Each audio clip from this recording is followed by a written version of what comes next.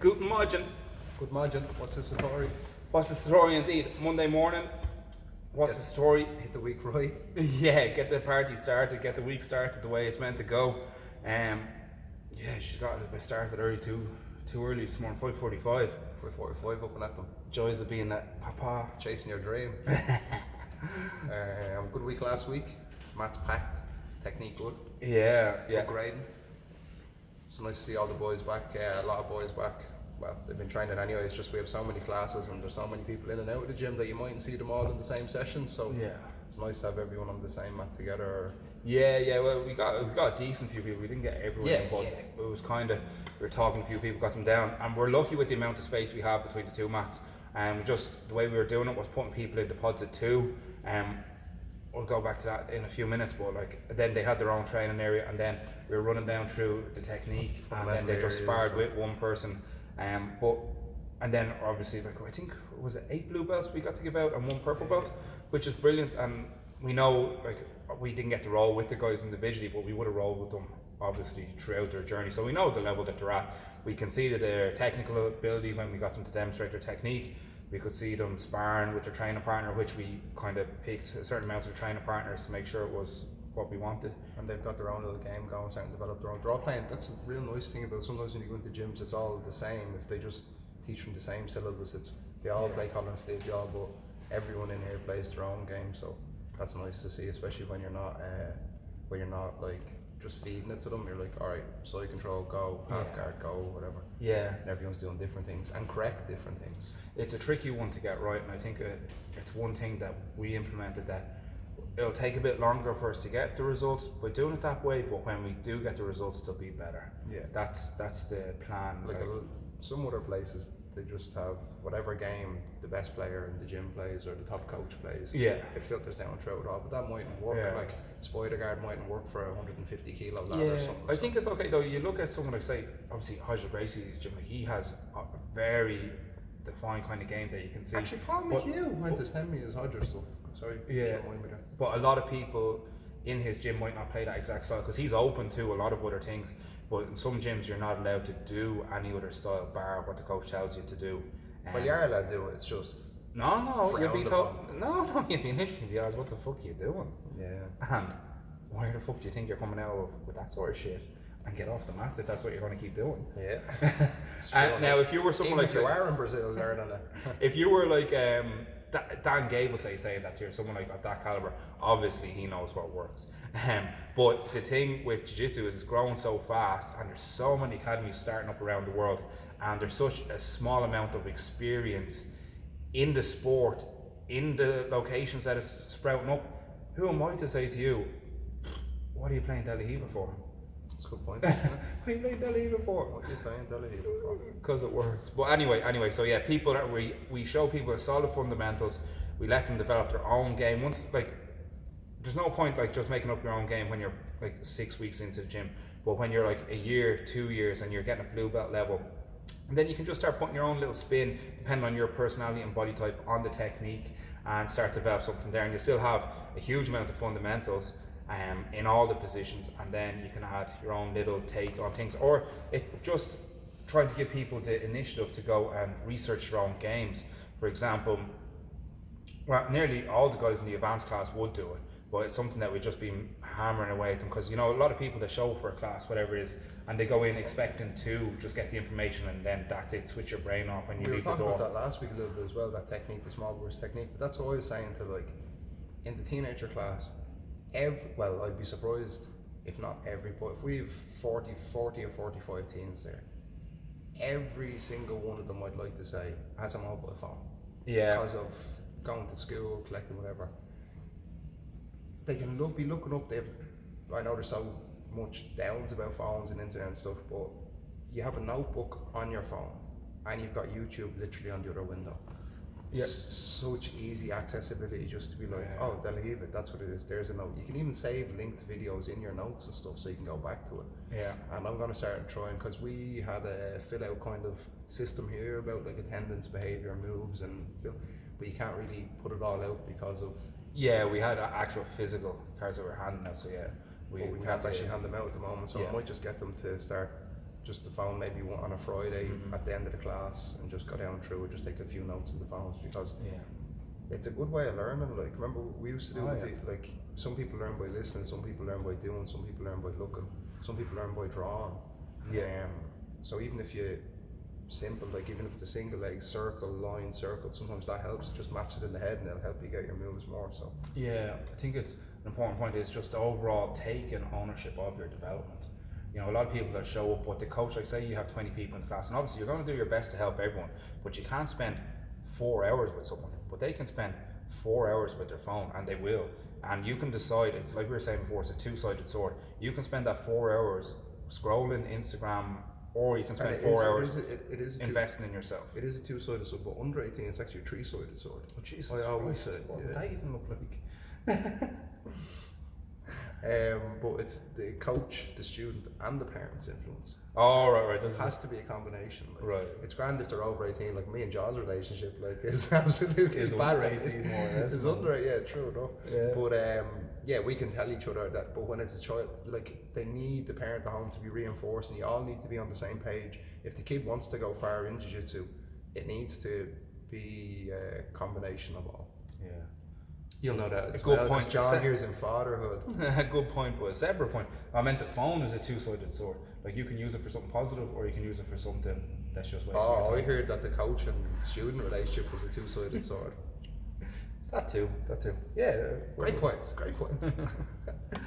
Yeah, but you're taking ownership of your learning, investing in yourself, and spending time on it. And it's something that we've been touching on for a long time now. The amount of people that do stuff to just completely ruin themselves is absolutely bizarre, and it just happens again and again and again. So, candidate for that. You're doing all right, man. You're doing all right. But with the amount of people doing stuff that won't get them closer to their whatever success is for them, there's just it's going to be even easier for other people to be successful.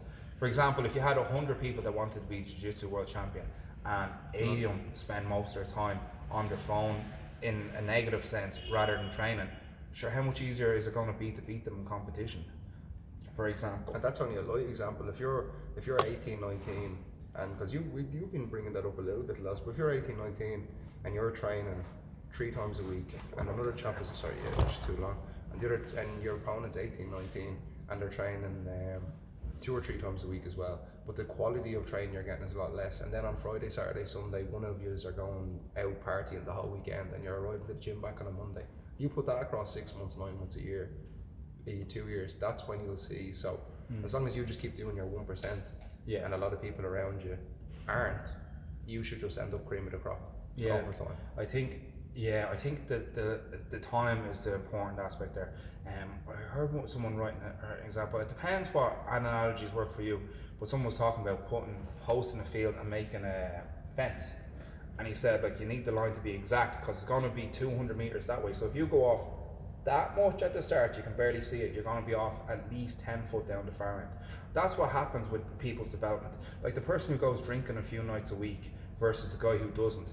At the start, it's only a small difference. You might not even notice it. Yeah, especially. But then 10 years down the line, it's going to be a big difference. It's going to be a big difference, and that's why a lot of other factors probably come in, like depression and like all of it, like addiction, and then like you feel shit because you're after going out and doing that and thing, and it's almost like a catch up. You get stuck in a rut, then you can. Yeah. And but I think it's very hard because a lot of people say it, but like people haven't lived it when they're younger, so they see, oh, I'm going to be better at something because I don't do what he does, and then you both do it and you both come down training, might still be close enough.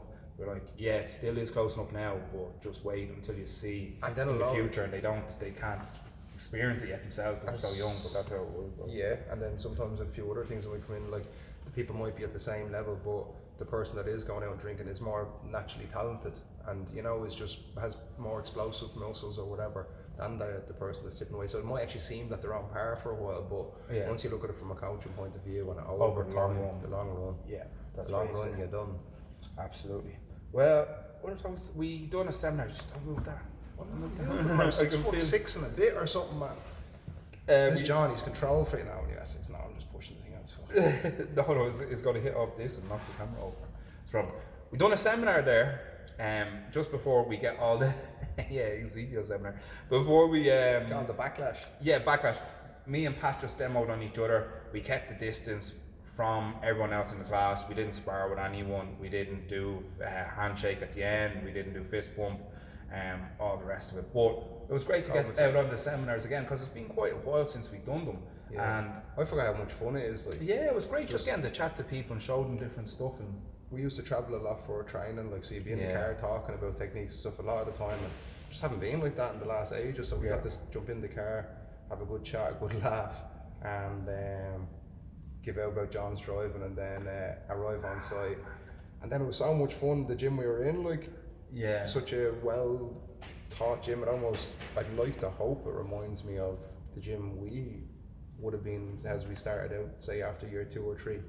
Good fundamentals, nice people, everyone helping each other out, no animosity, no ego bullshit, like lads coming in and they haven't fought but they have all the gear and all the thing and they're going on, but you know what I mean, just some lads didn't even have geese, you know, this kind of way. And really, really nice facility, really high level technique, really high level, high level lads that want to train hard. We had a really good time. Yeah, it was really good. And we've got another one lined up soon, have we? October. Yeah. We'll probably bang them out about once a month over the next number of months, give or take. Like. Yeah, and if anyone wants us to come teach in their gym, just hit us up. We'll probably even do it for free. Actually, we'll do it for free, just like teaching other groups, swapping knowledge. It depends where it is. Yeah, well, I don't really mind. When you're not driving. Yeah, for once. But if you're chasing the money, you won't. Well, I'd be happy to teach like that once a week or once a month or whatever, just because how fun it is. Yeah, so I'd actually do it for free. So, John, I'm not listening to you in the car for 2 hours each way for free, man. Yeah. You actually were like, oh, you're not talking enough on the way back. Yeah. The lads were banjags on the way back. I was no talking out of them. That's true, yeah. Well, I was just addicted to my phone, in fairness. When you get tired, you just like do stuff like that, don't you? Like in general, people like. I'm not talking just about you now before you flip out. Like. I'll flip out. What else is there? Obviously the amount of fights that are coming up and the amount of comps that are coming up is limited, but it's going well. It's going well. The guys, a couple of guys are getting ready for fights. It's nice to see the way that the progress is going.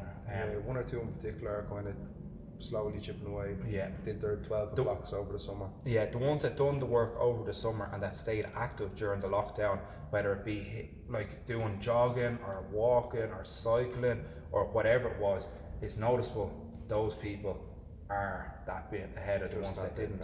It's just as straightforward as that. And then we've closed our own competitions. The Regis is closed for the kids, teens and adults. So we're gonna hopefully make them work in October. Second 2 weeks in October, isn't it? Yeah. And we'll do what we can to make it on top of all the guidelines and all, but hopefully we'll be able to get a bit of a competition. Yeah. We'll have to do something one way or another. We're getting back. Even if we're up to 50 people, as you were saying, clean the building, 50 people in. But it's going to be the biggest tournament. I don't even know how we can announce this one. Like, yeah, biggest free, probably the only one post-COVID tournament as well. You know. Yeah. What else was there? Getting a number of inquiries in about the classes for September. There is still a bit of space. I put up a post recently. There's still a bit of space in a few of the classes, but some of the other ones there is a waiting list. So if you're looking for a class, we told you a few weeks ago to get in touch, but just get in touch. And if there's a waiting list, we'll put you on the waiting list. If not, and unfortunately, that is going to be for some returning members as well. If people have left at the start of the summer or haven't, and now are hoping to come back in September, unfortunately, you'll have to contact the page. You'll have to contact, because we're just so full. Yeah, it's a part of the society now that you look at a restaurant, you look at so many places, the capacity is just reduced that bit because you have to limit the amount of people in the space. And the amount of demand out there is just going up and up. Like, I think people are so fed up just people are absolutely fed up, and understandably so. Like, and that's what even we were looking for a sauna for this place, and we can't. There was so many of them up on Dundee and stuff like that, and then in the last couple of months they've seemed to all go down. So I think people are taking a lot more time to invest in themselves, I'll just put that sauna in my house instead of going too. So people are up in the ante. Yeah.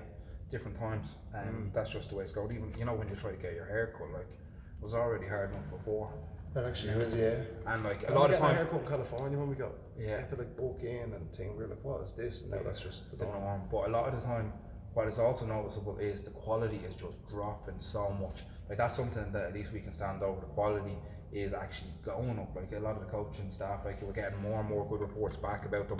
They're gradually qualifications improving. competing longer. Yeah, so they're only getting better. So actually, like at least we have the quality, and the quality is going up. But so many places you're queuing up, and then you get in and you're like, what was even the point? This is absolutely shit. Yeah. Well, no, why'd you bother queuing? Why'd you even bother going there? Like, I just can't wear the mask. I find it really hard to wear the mask on. Honestly, I find it really hard. I don't know. I don't like things in my face. You pull it on there. Those ones are rough as well. Those blue ones, like fair play to anyone wearing them all day. Like, well, that's a honestly, different story. If you're working somewhere and you have to wear it all day, fair play. Because even from going to the car into the shop, I was getting agitated. Yeah, you're just not used to it. Have to get one of those ones with the face shield, wouldn't you? Yeah. Anything else you want to say before I... No, just best of luck to everyone going back to school and best of luck to all our kids. Yeah, best of luck to everyone. And everyone with the results today. Is today results day? Yeah, today's results day, I believe, for the leaving cert. They were saying it's the highest results ever on average, because none of them done the test, so they just gave them all 600, was it? But also, outside the schools, if you're outside the schools, keep your distance. Like, remember you were saying, like, there's literally 200 people squashed, waiting, or leaving school, going into school, waiting for their kids after school. Like the school on one or two of the schools in the Clonsilla Road, if you're coming down by 1:30, and it's like, you see, I suppose it's just Ireland in a nutshell, isn't it? It's just, nothing makes any sense, but we're trying to social distance, trying to keep our everything, and then you go up by it, and there's literally 150 people, shoulder to shoulder. Maybe 1 in 10 had a mask on, and you just drive by thinking, why would you bother? Like, you know, if some people are trying their best to do it, and then it's just, you know what I'm trying to say. Yeah, well, I was meaning to touch on that point as well. That the coronavirus isn't going away. It doesn't seem like it's going to be gone for the next 12 months. They were saying it's going to be a year. Of, like in March, after March, they were like, we'll have a yoke you take. Yeah, that's just a lot. Antivirus within a year. Now it's going to be 2 years. There's so much misinformation. Remember you were saying that at the start, you'd hear one thing, then you hear another thing, They say it takes at least 18 months to bring a vaccine online.